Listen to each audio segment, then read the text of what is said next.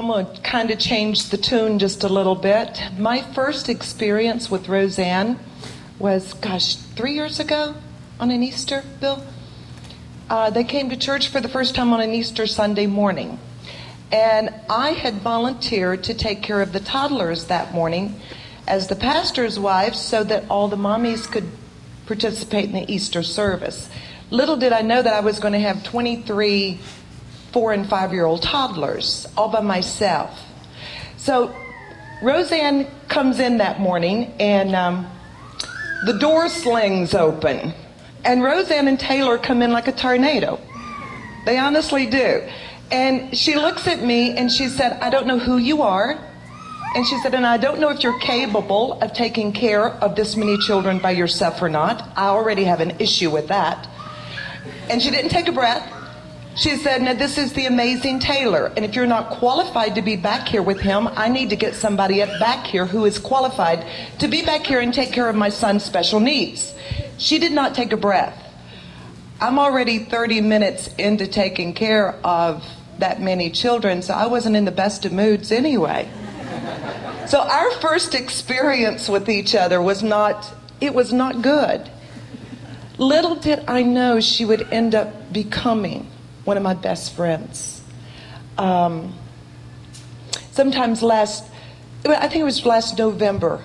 This is a real funny. And Roseanne helped me so much, Bill, grow in my Christianity and in my walk with the Lord. Because one thing Roseanne taught me, especially being the pastor's wife, that you can be real.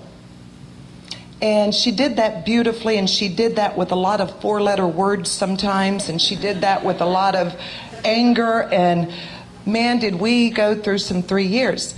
But last November, I called Roseanne, and I said, you know, Roseanne, God has really so put you on my heart. And because Roseanne was really wanting to grow in the Lord, and she was really coming into a different walk with the Lord. And I said, God so put you on my heart. And I said, I want to walk with you. I don't want us to counsel. I want us to walk together. And she's like, I said, just ponder that, because that has to be a joint thing. I said, just ponder it and get back with me. And about a week later, she calls me, and it was early in the morning, and I assumed Taylor had just gotten off to school. And she said, Betty Brown, Roseanne Johnson here. And I said, hey, Roseanne Johnson. And she's like, I've pondered what you told me. She said, you do realize it's winter, right? And she threw in a few words with that. And I said, what does that have to do with this? And she's like, well, I've checked my schedule, and I've worked out everything I can. And the only time that I'm going to have to walk is going to be as soon as Taylor gets off to school in the morning.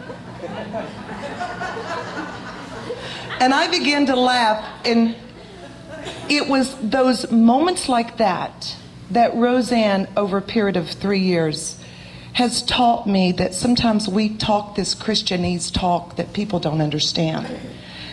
And Roseanne was just beautiful enough to point it out and make it really become true to life.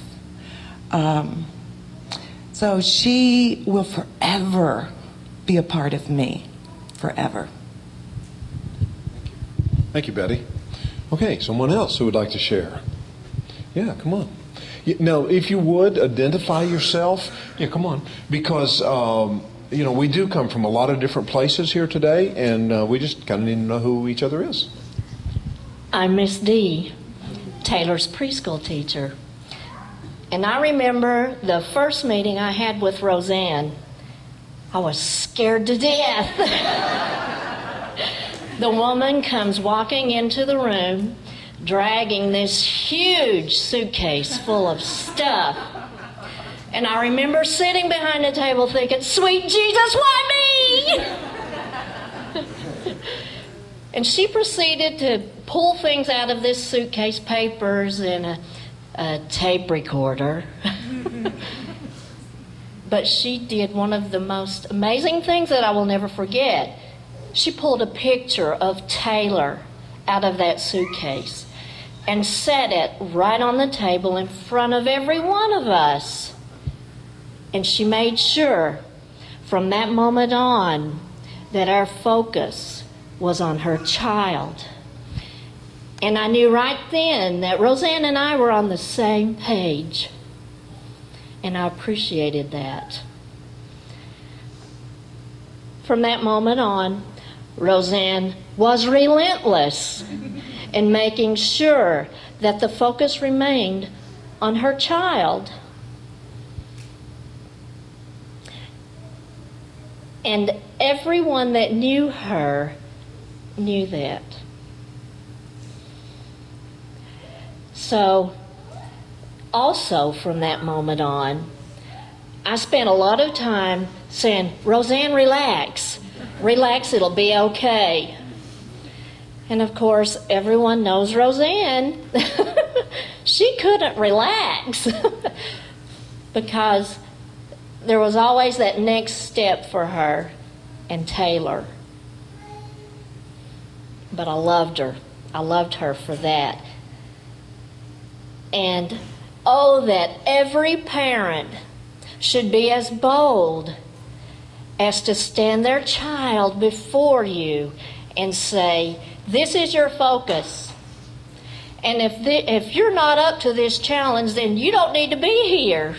She would say that. So I thank God for giving me Roseanne for a while. And Roseanne, thank you for showing me what God has charged me with. Thank you. Thank you. Thank you. Okay. Who would like to be next? We're not worried about time for several reasons. One, goodness, if we all spoke and it took all day, how wonderful. But we also have lunch prepared, so you don't have to worry about getting hungry or anything like that. We even have gluten-free stuff, of course.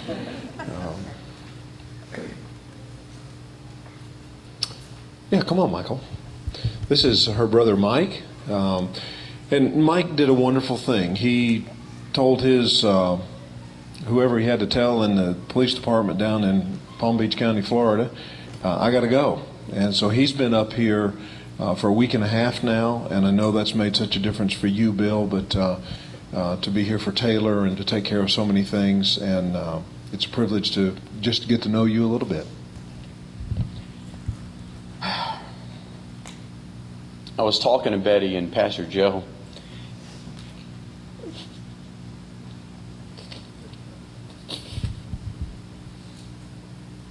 When we were kids, every year we got a box.